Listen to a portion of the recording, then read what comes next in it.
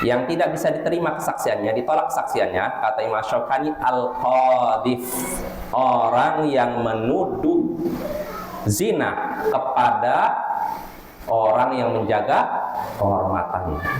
Orang yang menuduh zina, melontarkan tuduhan zina kepada orang yang menjaga kehormatan. Ya, misalkan ada orang yang terkenal soleh atau solehah wanita, misalkan dia jaga ibadah, jarang bergaul dengan lawan jenis, tiba-tiba berkata dia berzina dengan si fulan. Nah, ini namanya qadzaf. Nah, orang seperti ini kesaksiannya tidak diterima. Sebagaimana Allah sebutkan dalam surat An-Nur, walladzina yarmunal muhsanat tsumma lam ya'tu bi arba'ati syuhada fajliduhum 80 jaldah wa la taqbalu lahum syahadatan abada wa ulaika humul fasiqun. Orang-orang yang menuduh wanita-wanita terhormat melakukan zina lalu tidak mendatangkan 4 saksi, maka jilidlah mereka, cambuklah mereka sebanyak 80 kali. Ya, 80 kali cambuk. Dan tidak diterima kesaksian diri mereka selama-lamanya, dan mereka itulah orang-orang fasik. Ini ancaman bagi orang yang menuduh wanita terhormat, pria terhormat melakukan zina. Balasannya apa? Dijilid, dicambuk 80 kali. Terus kesaksiannya tidak diterima, lalu dicap fasik. Jelas apa ya? Ini balasan bagi orang yang menuduh wanita terhormat berzina, menuduh pria yang terhormat berzina. Timbul pertanyaan, bagaimana kalau wanitanya tidak terhormat? Maksudnya terkenal nakal, suka ya main-main dengan lawan jenis, nggak jelas gitu, pergaulannya tidak dijaga. Boleh tidak kita nuduh si fulan zina dengan si fulan? Bisa? Nggak bisa juga. Walaupun hukumannya kata para ulama tidak seperti tadi, tapi dia kena ta'zir. Karena hukuman tadi bahwa yang dicambuk 80 kali ini berlaku kalau orang yang dituduh menjaga kehormatan. Orang baik istilahnya, oh ini si fulan, orangnya rajin ke masjid, tiba-tiba oh dia zina semalam dengan fulan dan fulana. Nah, orang seperti ini dicambuk 80 kali. Nah, ini kalau orang yang dituduhnya baik, tapi kalau orang yang dituduhnya terkenal memang nakal, tetap nggak boleh juga kita nuduh si fulan zina tanpa bukti. Nah, apa akibatnya kalau kita tetap melontarkan tuduhan zina? Nah, kita berhak dapat hukuman, tapi hukumannya hukuman takzir, Bapak ya. Takzir itu artinya dikembalikan kepada penguasa bentuk dan kadarnya. Nah, itu ya. Nah, apa dalilnya bahwasanya orang yang pernah menuduh, melontarkan tuduhan zina kepada orang-orang baik, kesaksiannya tidak diterima? Nah, Imam Asy-Syaukani menyebutkan di sini firman Allah Ta'ala. Nah, ini adalah wa ammal qadhif faliqauli ta'ala, adapun orang yang menuduh orang yang terhormat berbuat zina, kesaksiannya tidak terima, itu berdasarkan firman Allah Ta'ala tadi, wala taqbalu lahum syahadatan abada, jangan kalian terima kesaksian mereka selama-lamanya. Kesaksian siapa? Orang yang menuduh wanita terhormat, pria terhormat berzina. Nah, timbul permasalahan Bapak. Nah, ini Imam Syaukani juga menyebutkan waqad waqa'a al-khilaf fi kutubit tafsir wal usul fi hukmi taubah al-madhkur fi akhir al-ayat. Telah terjadi perbedaan pendapat di dalam kitab-kitab tafsir, kitab usul fikih tentang hukum taubat perbuatan itu. Artinya gini, kalau ada, karena ayatnya walladzina yarmunal muhsanat tsumma lam ya'tu bi arba'ati syuhada fajliduhum 80 jaldah wa la taqbalu lahum syahadatan abada wa ulaika humul fasiqun. Orang-orang yang menuduh wanita-wanita terhormat berbuat zina lalu tidak mendatangkan 4 saksi, maka jilidlah mereka, cambuklah mereka sebanyak 80 kali, dan jangan terima kesaksian mereka selama-lamanya, dan mereka itu orang-orang fasik. Jadi tadi balasannya 3 bagi orang yang nuduh orang baik berzina. 3. Pertama apa? Dicambuk 80 kali. Kedua, kesaksiannya nggak diterima. Mau jadi saksi nikah nggak diterima, saksi pengadilan nggak diterima. Lalu ketiga, dianggap fasik. Lalu Allah katakan illal ladzina tabu min ba'di dzalika waslahu fa innallaha ghafurur rahim. Kecuali orang-orang yang bertaubat setelah itu. dan mengadakan perbaikan, maka Allah Maha Pengampun lagi Maha Penyayang. Kecuali orang yang bertaubat. Berarti kalau orang bertaubat, kira-kira kan kalau orang yang sudah nuduh si fulan wanita baik-baik zina, kesaksiannya tidak terima kan? Iya tidak? Nah, tapi kalau bertobat gimana? Diterima lagi nggak kesaksiannya? Jelas pertanyaannya? Fulan si A menuduh B laki yang bagus, soleh. Si A nuduh B berzina dengan fulana, perempuan. Nggak bawa 4 saksi.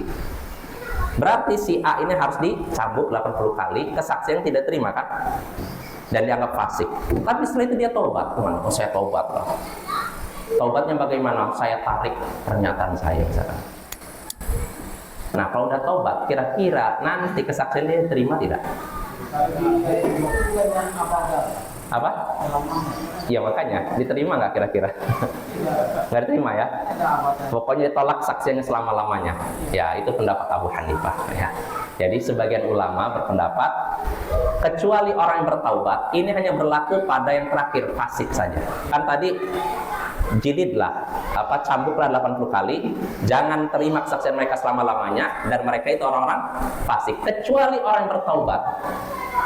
Orang yang bertaubat nggak fasik lagi. Tapi kalau masalah kesaksian ditolak selama-lamanya. Nah, ini pendapat Abu Hanifah ya. Tapi jumhur ulama berpendapat kecuali mereka yang bertaubat, ini berlaku untuk semuanya. Untuk yang tadi jilid 80 kali 80 kali. Kalau seorang saya tobat, saya tarik pernyataan saya, nggak jadi. Terus kedua, dia kesaksiannya diterima lagi. Tadinya mau terancam ditolak, terima lagi, dan dia tidak dianggap fasik. Jadi ada 2 pendapat Bapak ya. Pendapat jumhur ulama yang menyatakan kalau tobat semuanya kembali lagi. Dia diterima lagi kesaksiannya, dia nggak dianggap fasik. Sedangkan Abu Hanifah berpendapat dan beberapa ulama cuma yang terakhir saja. Dia bukan fasik lagi, tapi kesaksiannya ditolak selama-lamanya. Jelas Bapak ya? Ada 2 pendapat, 3 sebenarnya. Yang 3 berpendapat kesaksiannya kalau orang bertobat dalam masalah qadzaf lagi terkait dengan tuduhan zina, dia nggak terima selama-lamanya. Tapi kalau selain itu diterima. Maksudnya apa? Kalau orang ini dulu pernah nuduh pria baik-baik berzina, nggak bawa 4 saksi, berarti dicambuk 80 kali kan? Kesaksian ditolak. Nah setelah itu di kemudian hari dia tobat, saya tobat. Maka menurut sebagian ulama, nanti kalau dia satu saat melontarkan lagi tuduhan zina, tidak diterima. Tapi kalau kesaksian dia dalam masalah pernikahan, jual beli masih diterima. Ya itu ada 3 pendapat Bapak. Allahu a'lam. Pendapat yang mungkin lebih kuat pendapat jumhur ulama ya. Mayoritas ulama yaitu semuanya kembali. Kalau memang benar-benar bertaubat apa ya. Ya memang pendapat Abu Hanifah kuat juga memang. Satu sisi kuat juga. Kalau misalkan apa kata Abu Hanifah, kalau masalah fasik dia udah tobat udah nggak fasik lagi. Tapi kalau masalah kesaksian Allah sebutkan tadi selama-lamanya. Jelas apa ya? Makanya intinya kita jangan mudah melontarkan tuduhan zina itu saja ya. Jelas ya? Ada 3 pendapat. Jumhur ulama berpendapat kalau tobat semua hukuman tadi dicabut. Sedangkan Abu Hanifah dan beberapa ulama berpendapat yang dicabut cuma stempel fasiknya saja. Tapi kalau kesaksiannya tetap tidak diterima selama-lamanya. Ya Bapak ya. Ya kalau di sini misalnya KUA pakainya mazhab Hanafi, ya bagus tuh. Jadi dengan itu orang tidak mudah-mudahan melontarkan tuduhan zina. Karena kamu udah pernah nuduh zina si fulan, mana saksi kamu? Oh ada, atau ada nih 3 orang atau 2 orang, nah kurang kamu. Berarti kamu campur 80 kali, nanti kesaksian kamu nggak diterima selama-lamanya. Nah, cuman masalahnya kita KUA di sini di Indonesia kan pakai mazhab Syafi'i ya, dalam masalah pernikahan, masalah yang lain-lainnya.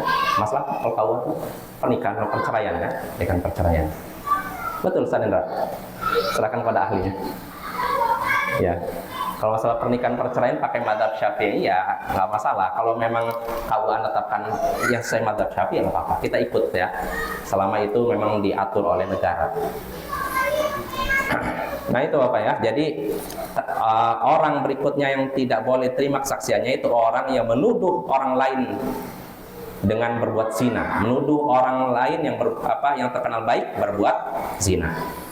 Lalu berikutnya terakhir yang disebutkan oleh Imam Asy-Syaukani, orang yang tidak diterima kesaksiannya, kata Imam Asy-Syaukani rahimahullah, wala badawiyyin ala sahibi qaryah, dan tidak diterima kesaksian orang Baduy terhadap orang kampung. Tidak diterima kesaksian orang Baduy, orang pedalaman terhadap orang kampung, apalagi kota. Kampung saya terima, apalagi kota. Orang Baduy, orang pedalaman, maknanya jelas. Orang hidup di pedalaman, tidak mendengar adzan, tidak, ya jauh dari peradaban. Ya. Nah, kalau orang seperti ini bersaksi dalam suatu pengadilan, didatangkan di pengadilan, A dan B, dua-duanya orang kampung, pedesaan, bukan perkotaan nih. A dan B orang kampung, punya konflik, memperebutkan masalah rumah misalkan. Lalu si A ini bingung, mana saksi saya nih, supaya saya bisa ngambil rumah tersebut. Didatangkanlah C, dan C ternyata bukan orang kampung, orang pedalaman, orang Baduy. Maka dalam hal ini kesaksian C tidak diterima. Kalau kesaksian orang Baduy terhadap orang Baduy ini dipersilahkan. Tapi kalau sesama orang Baduy, kesaksian orang Baduy terhadap orang kampung tidak diterima. Kalau sesama Baduy lain-lain masalahnya. Tapi kalau antara orang Baduy dengan orang kampung, pedalaman antara orang kampung, ini tidak diterima. Sama, nggak dibedakan. Ya. Kenapa disebutkan orang Baduy? Karena Baduy Bapak beda kondisi, beda gaya hidup kan ya. Karena mereka hidup dengan alam, jauh dari peradaban, sehingga akhirnya apa? Tingkah lakunya jadi dalam hadis disebutkan man bada jafa. Siapa yang tinggal di pedalaman maka akan keraslah perangainya. Karena apa? Jarang menyaksikan dengar adzan, jarang menyaksikan orang, artinya apa? Tingkah laku keras. Kadang berbicaranya keras. Kalau bagi mereka biasa, tapi kalau bagi kita, mau keras sekali. Ternyata itu karena mereka jauh dari peradaban, ya. Apa dalilnya kesaksian seorang Baduy pedalaman tidak diterima kalau dia bersaksi terhadap orang kampung? Imam Asy-Syaukani menyebutkan dalilnya di sini. Kata Imam Asy-Syaukani rahimahullah, wa amma kaunuha la tuqbalu syahadatu badawiyyin ala sahibi qaryah fa li hadits Abi Hurairah annahu sami'a Rasulullah sallallahu alaihi wasallam yaqul la tajuzu syahadatu badawiyyin ala sahibi qaryah. Adapun tidak diterimanya kesaksian seorang Baduy, orang pedalaman terhadap orang yang di kampung, tinggal di kampung, apalagi kota, maka itu berdasarkan hadis Abu Hurairah bahwasanya ia mendengar Rasulullah SAW bersabda, tidak boleh kesaksian orang Baduy, tidak diperbolehkan terhadap orang kampung, tidak diperbolehkan. Artinya apa? Tidak diterima, ditolak. Ya, ini hadis riwayat Abu Dawud, Bapak ya. Dan hadis ini, sanad hadis ini kata Imam Al-Mundiri sahih. Dan timbul pertanyaan mungkin, kenapa kok orang Baduy pedalaman nggak diterima? Bukankah mereka juga manusia? Bukankah mereka juga muslim? Misalnya muslim, ada kan orang pedalaman yang muslim kan? Ada kan? Mau di Indonesia, mau di Saudi Arabia, mau di mana ada banyak apa? Nah, timbul pertanyaan, kenapa kesaksian orang pedalaman kok nggak diterima terhadap orang yang di kampung, apalagi di kota? Nah, Imam Asy-Syaukani menyebutkan sini, qala fi nihayah, disebutkan dalam nihayah. An-nihayah ini maksudnya an-nihayah fi gharibil hadits. Karya siapa? Imam Ibnu Al-Athir. Beliau menyatakan, innama dzukira syahadatul badawi lima fihi minal jafa'i fid din wal jahalati bi ahkami syara' wa li annahum fil ghalib la yadbituna syahadata ala wajhiha. Kenapa kesaksian orang pedalaman ditolak? Kata Imam Ibnu Al-Athir, karena ada sifat jafa, kasar pada diri mereka dalam masalah agama. Ini alasannya, mereka orang kasar, orangnya kasar karena jauh dari ilmu, jauh dari peradaban. Terus berikutnya, karena mereka ada kebodohan pada diri mereka terhadap hukum syariat.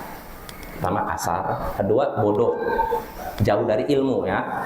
Lalu yang kedua itu, yang ketiga, keumuman mereka, bukan satu persatu tapi keumuman secara umum, mereka ini tidak bisa menjaga kesaksian sebagaimana mestinya. Kenapa? Iya, itulah. Karena cenderungnya ini urusan apa? Perut. Makanya banyak di kalangan Baduy, orang-orang pedalaman tuh ganti-ganti apa? Agama. Sama kayak di Arab pun begitu apa ya?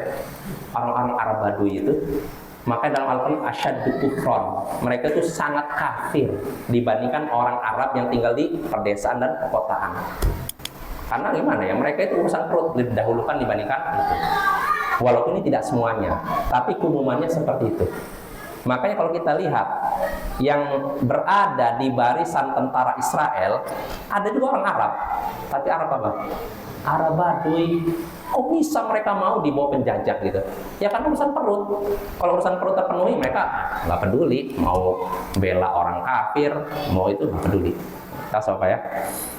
Nah ini alasan kenapa kesaksian orang Baduy tidak diterima.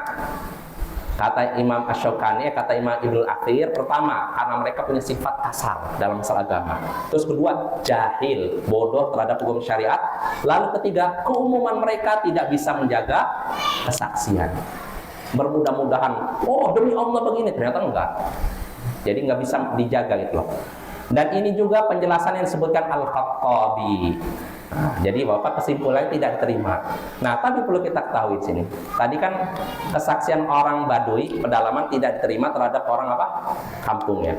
Ini diriwayatkan dari Imam Ahmad bin Hambal dan juga sahabat Imam Ahmad bin Hambal, bahkan diriwayatkan dari Malik, dari Abu Ubaid. Tapi perlu kita ketahui, wa dhahabal aktsar ilal qabul.